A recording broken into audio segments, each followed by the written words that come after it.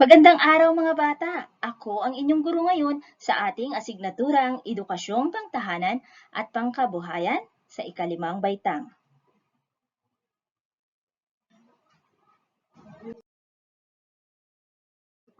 Bago tayo magpatuloy, ihanda niyo muna ang inyong sarili sa ating bagong aralin. Ihanda na rin ang inyong mga kwaderno, lapis, ballpen at papel.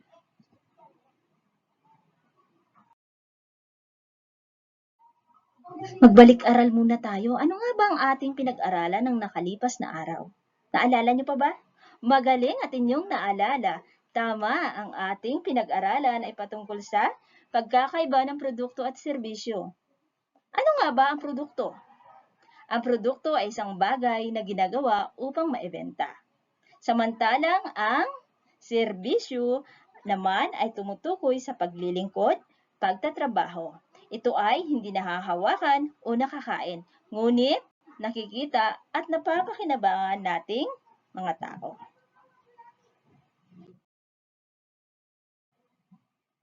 Magbalik-tanaw tayo. Kung ano nga ba yung mga halimbawa nito? Kunin ang inyong mga kwaderno at isulat ang mga tamang sagot kung produkto o serbisyo. Mayroon tayong 5 larawan dito. Tapos na ba kayo? Magaling at natapos nyo sagutan ang ating gawain.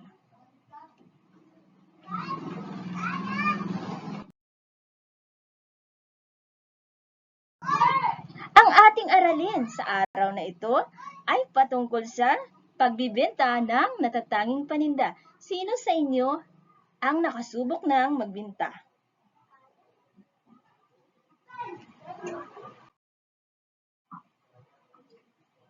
Ang ating layunin ngayon ay natutukoy ang mga paraan ng pagbibenta ng natatanging paninda, matututunan ang mga tips sa pagbibenta.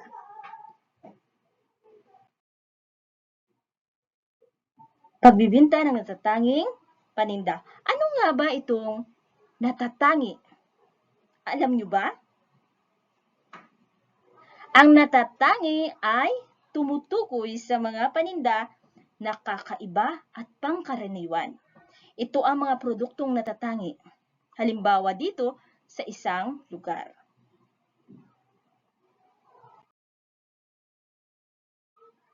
Ito ang mga halimbawa ng mga natatanging paninda. Kilala ito sa iba't ibang lugar, tulad ng kasoy. Saan nga ba nakilala ang kasoy? Ito ay nakilala sa Palawan. Samantalang itong itong strawberry naman ay nakilala sa Baguio. Sino sa inyo nakapunta ng Baguio? Magaling kung nakarating na kayo sa Baguio. At ito namang lechon na madalas nating kainin dahil sa napakasarap ay nakilala naman sa Cebu. At itong durian na ating nakikita ay nakilala naman sa Davao. Samantalang itong kalamay sa bao naman ay napakasarap at kilala ito sa parte ng Bohol. Mayroon tayong pangalawang gawain dito. Isulat ang tama kung sa inyong palagay ay tama ang mensahe at mali naman kung hindi. Una, ang pagkakaroon ng natatanging paninda ay isang paraan upang makilala ang isang lugar. Pangalawa, hindi kailangan ang natatanging paninda sa pagbebenta. Pangatlo, sa pagkakaroon ng kakaibang paninda ay mas marami ang nagiging mamimili. Pang-apat, bilang isang tindera, kinakailangan ang tamang paraan ng pagbebenta ng natatanging paninda. Panglima, ang pagkakaroon ng talaan sa mga natatanging paninda ay isang paraan upang malaman kung may kinikita o wala. Isulat na ang inyong mga sagot sa inyong mga kwaderno. Tapos na ba? Magaling!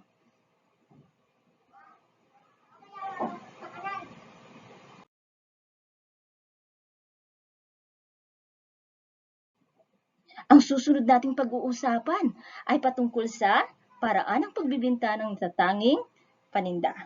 Ano nga ba ang mga halimbawa nito? Sa anong paraan binibinta yung mga tinitinda natin? Halimbawa nito, bibingka, puto, suman, gatas, karne, at gulay.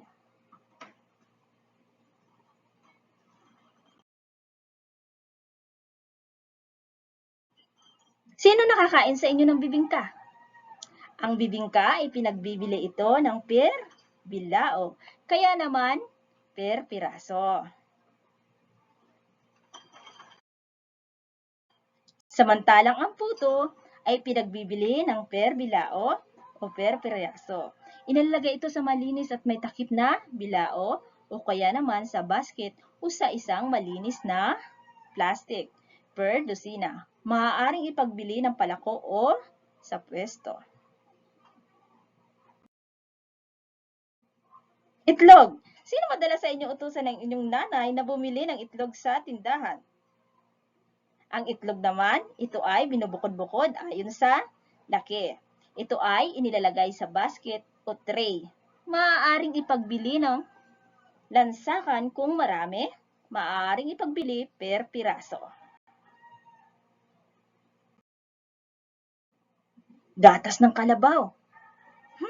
Napakasarap nito mga bata. Ito ay pinagpakuluan bago ilagay sa malinis na bote. Kailangang walang mikrobyo ang gatas. Ito ay pinagbibili ng nakabote, nakalata, o di kaya nakakahon. Karne. Ang karne ay pinagbibili ng per kilo. Ipinagbibili din ito ng buhay. Ito ay madalas na iniluluwas sa pamilihang bayan.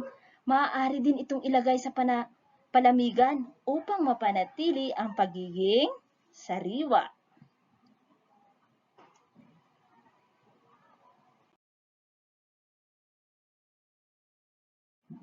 At syempre, hindi magpapahuli yung ating mga kinakain na gulay. Mayroon tayong halimbawa dito ng okra, talong, at sitaw. Ito ay binibinta per kilo. Maaari din itong ibinta ng per tali.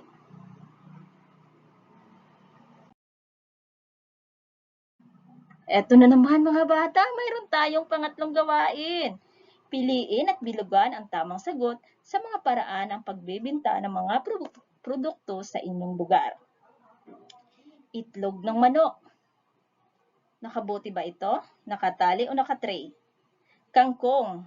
Nakatali, nakabaso o nakatray? Gatas. Nakakilo, nakabote, nakatali.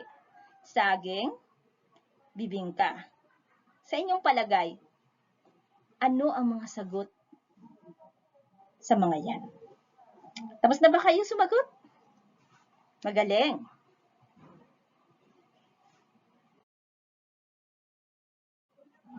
Heto naman yung mga tips sa pagbibinta mga bata. Dapat malaman nyo ito. Pagdating ng araw, ay baka sakaling magiging isang matagumpay kayo na entrepreneur. O kaya naman kayo ay nagbibinta o magbibinta ng mga katangi-tanging produkto sa inyong pamayanan. Number 1, kilalanin ang inyong mga mamimili. Ano ang kanilang katangian? Babae ba o lalaki ang tinatarget mong bibili ng iyong produkto? Dapat alam mo yon. Pangalawa, presyuhan ng tama ang produkto. Dapat siguraduhin may kalidad ang produktong ibibinta upang mapresyuhan ng tama. Dapat maayos ang katangian nito at walang katulad sa iba. Pangatlo, gumamit ng promosyon. Makakatulong ito na malaki sa pagbilis ng pagbibinta ng inyong produkto. Halimbawa dito, sa online selling, yan, dapat meron kayo niyan. Pang-apat, gumamit ng brand ng logo, level, at packaging na kaakit-akit, sapagkat ito ay maaaring maging dahilan ng pagkakaroon ng maraming mamimili ng inyong produkto. Pang-apat na gawain mga bata, magbigay ng 10 mga halimbawa ng katangian ng paninda na matatagpuan sa iba't ibang panig ng bansa. Isulat ang sagot sa loob ng mga larawan. Nakikita nyo ba? Diyan nyo isusulat ang mga paninda na matatagpuan sa iba't ibang panig ng bansa. Mga bata, mayroon pa ba kayong tanong? Naintindihan nyo ba ang ating aralin sa araw na ito? Kung ganon, ay ibibigay ko na sa inyo ang inyong takdang aralin. Gumawa ng sarili nyong logo gamit ang isang buong bond paper na sa palagay nyo ay maaari nyong magamit sa inyong pagbibinta. Tulad nitong ipinapakita ko sa inyong larawan. Naintindihan nyo ba mga bata kung ano ang inyong takdang aralin sa susunod? Magaling! Kung ganon, hanggang dito na lamang ang aking pagtuturo sa inyo.